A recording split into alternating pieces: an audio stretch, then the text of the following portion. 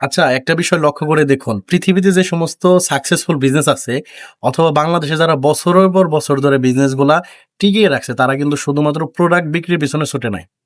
তারা বছরের পর বছর ধরে মানুষের মনে একটা জায়গা করে নিতে অনেক চেষ্টা করছে বা এখনো করে যাচ্ছে।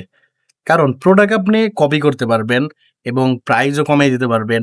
আপনার যদি সার্ভিস বিজনেস হয়, সেক্ষেত্রে সার্ভিসগুলা কিন্তু কপি করা যায়। ধরেন আমরা যে সার্ভিসগুলা দেই, ডিজিটাল পেয়ার বা লিঙ্ক বিল্ডিং, সেটা কিন্তু চাইলেই কেউ কপি করতে পারে। কিন্তু মানুষের মনে যে একটা জায়গা তৈরি করে নেওয়া বা একটা ট্রাস্টের জায়গা, সেটা কিন্তু চাইলেই আসলে পরিবর্তন করা যায় না। সফল ব্যবসাগুলো কিন্তু শুধুমাত্র সেল নিয়ে বিজি থাকে না। তারা নিয়মিত কনটেন্ট তৈরি করে, কাস্টমার এক্সপেরিয়েন্স ভালো রাখার চেষ্টা করে এবং মোস্ট ইম্পোর্টেন্ট গুগলে ভিজিবিলিটি বাড়ায় এবং তারা নিয়মিত পিআর অথবা মিডিয়া কভারেজ গুলা নিয়ে থাকে এবং এভাবেই তারা এমন একটা ব্র্যান্ড তৈরি করে যার ফলে মানুষ এটা সহজে ভুলে যায় না। তাই নিজেকে প্রশ্ন করেন, আজকে যদি আপনার বিজনেসের অ্যাড বন্ধ হয়ে যায় অথবা ১ সপ্তাহ যদি বন্ধ থাকে, মানুষ কি নিজে থেকে আপনার বিজনেস খুঁজবে?